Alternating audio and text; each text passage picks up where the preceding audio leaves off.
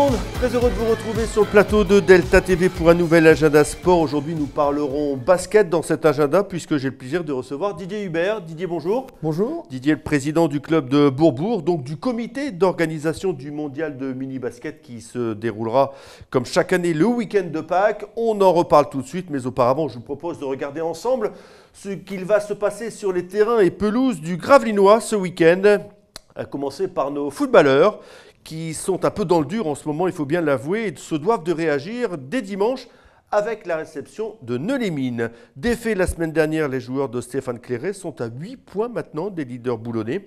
Alors s'ils veulent avoir encore une chance, une infime chance de monter en CFA2 en fin de saison, ça passe impérativement par une victoire. Dimanche après-midi à 15h, c'est le coup d'envoi face à Neulémine. On enchaîne maintenant avec du hand. Et la réception également pour les Gravelinois des joueurs de Dreux, égalité au classement avec l'USG, 4e de la poule 3 de National 2. Les joueurs de Gravelines sont actuellement en plein boom en ce moment. Ils viennent d'enregistrer leur 7e victoire d'affilée. La victoire dans les dernières minutes la semaine dernière face à Livry-Gargan montre bien qu'il ne faut pas se relâcher. Alors le podium en fin de saison, c'est possible, mais le podium, il faut aller le chercher. Il ne va pas venir tout seul. Coup d'envoi samedi soir à 20h30, salle Frédéric Petit, au Pont-de-Pierre. Un petit mot de basket maintenant pour vous signaler la rencontre de dimanche après-midi au Sportica du BCM face au Paris-Levallois, l'équipe en forme du moment, qualifiée pour l'Eurocoupe. Une équipe qui commence à trouver le bon rythme. Le BCM a vu de son côté sa série de victoires stoppée net à Reims la semaine dernière. Dommage pour conserver toutes les chances de qualification au play-off. L'objectif affiché du club en début de saison, eh bien, il faut gagner dimanche après-midi. Coup d'envoi à un horaire un petit peu particulier, 15h30. Oui, j'ai bien dit 15h30. Tout cela pour que les Parisiens puissent prendre l'avion à temps pour aller jouer en Turquie en Coupe d'Europe. Voilà, il est temps d'entamer la page invitée maintenant avec le tournoi, le mini mondial de basket de Bourbourg. C'est bien ça? Le mondial de mini-basket. C'est bien comme ça qu'on l'appelle. C'est bien comme ça. Alors la 25e édition, dis-moi, le temps passe vite comme ça, non?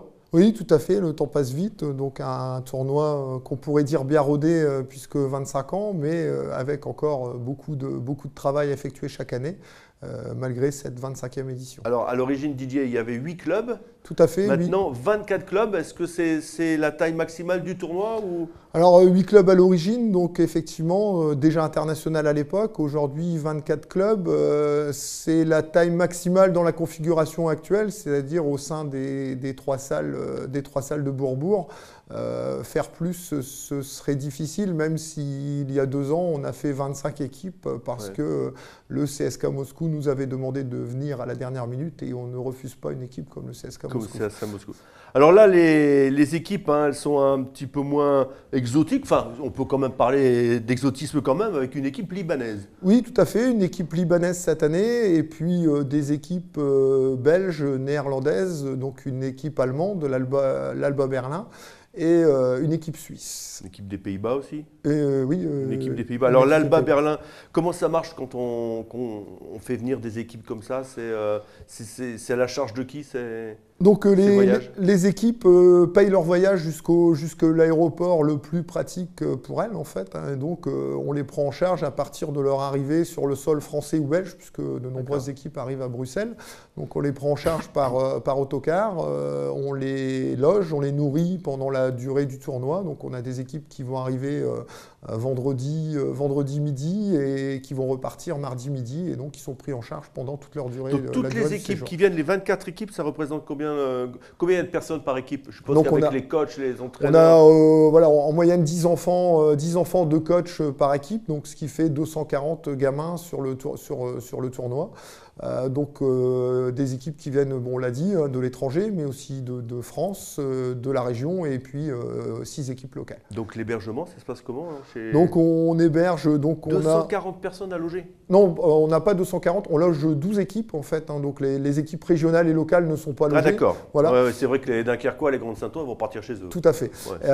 Donc on a des équipes qui sont logées à la base nautique de Gravelines, et puis les autres équipes sont logées donc à Bourbourg, à l'espace Pierre de Coubertin, dans les locaux du Civom, dans les locaux du stade de foot. Voilà. D'accord, donc les joueurs, ils sont sur le terrain, après vous les prenez également en charge pour aller les conduire à droite ou à gauche. Tout à fait. Donc, donc on a un système de navettes, donc navette autobus pour aller de Bourbourg à Gravelines pour conduire les équipes à la base nautique, puis système de navettes en camionnette pour les conduire sur les différents lieux de logement, sachant que les repas ont lieu au collège Jean Jaurès, donc qui est juste à côté de la salle principale, donc ce qui permet d'éviter les navettes pour les repas. D'accord. Et on parle quelle langue dans le tournoi? Français? On parle beaucoup français puisque c'est la majorité des équipes et puis on essaye de parler un peu anglais parce qu'effectivement on se doit de pouvoir communiquer avec les équipes étrangères. Bon, même là, si les Russes, ils parlaient quoi les Russes?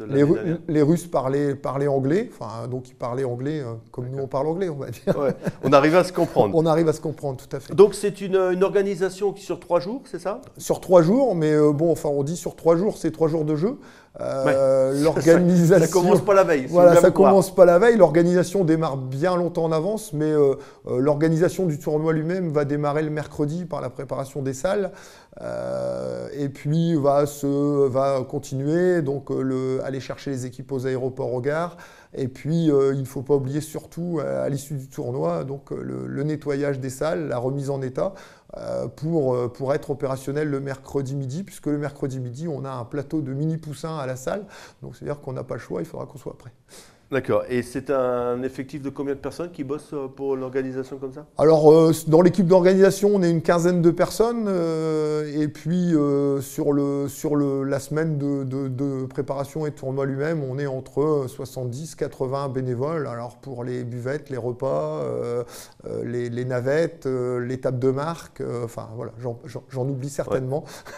Ouais. Alors pour jouer, il faut des arbitres. Les arbitres, c'est pareil, ils viennent un peu de l'étranger aussi, ou vous piochez dans... Non, les arbitres sont des arbitres officiels plutôt locaux, et on a même pour la finale 2 arbitres qui sont habitués au parquet professionnel, puisque ce sont Freddy Vansten et Michael Millot qui vont officier lors de la finale lundi après-midi à 16h. D'accord. L'entrée gratuite? L'entrée gratuite, bien entendu. Donc, effectivement, dans les 3 salles. Voilà, alors on entend, c'est la dernière question, Didier. Est-ce qu'on peut envisager un tournoi à l'échelle, communautaire avec...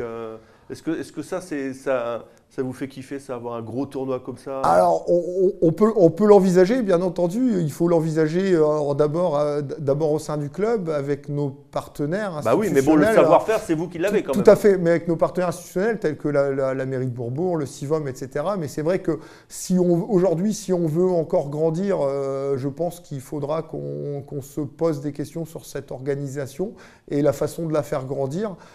On rêve un peu éveillé, mais on rêve d'une grande finale à Sportica, par exemple, pour éviter les problèmes d'engorgement de notre salle qui, on peut l'avouer, parfois peut paraître un peu petite pour la finale du lundi. Et voilà, donc on peut rêver à ce type d'organisation. Et dernière question, il y a des petits talentueux qu'on détecte rapidement. Il va y avoir des superstars de plus tard, non?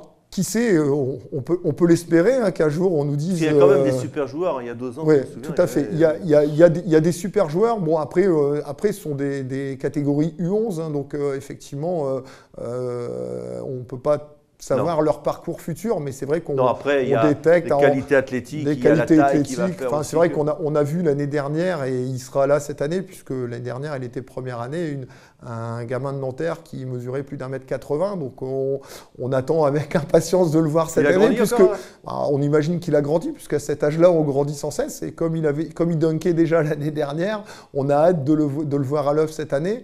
Donc voilà. Donc 10 ans alors, c'est 10 ans 10 ans, ouais, donc peut-être 11 ans cette année, enfin entre 10 et 11 ans, et donc on a hâte de le voir cette année, et voilà, donc effectivement on a des joueurs talentueux qui de cette catégorie d'âge qui passent par le tournoi, et puis effectivement on leur souhaite toute la carrière qu'ils peuvent eux-mêmes espérer à cet âge-là. Rappelez les dates, Didier. Donc ça commence le coup d'envoi du mondial basket. Le coup d'envoi, c'est le 4 avril, samedi 4 avril à 12h30, donc dans les 3 salles de Bourbourg, la salle Jean Jaurès, la salle d'Anvers et la salle Carreau à l'entrée de Bourbourg.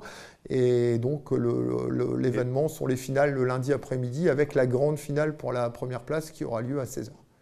À 16h? À 16h, tout à fait. Pour réserver les places? Non?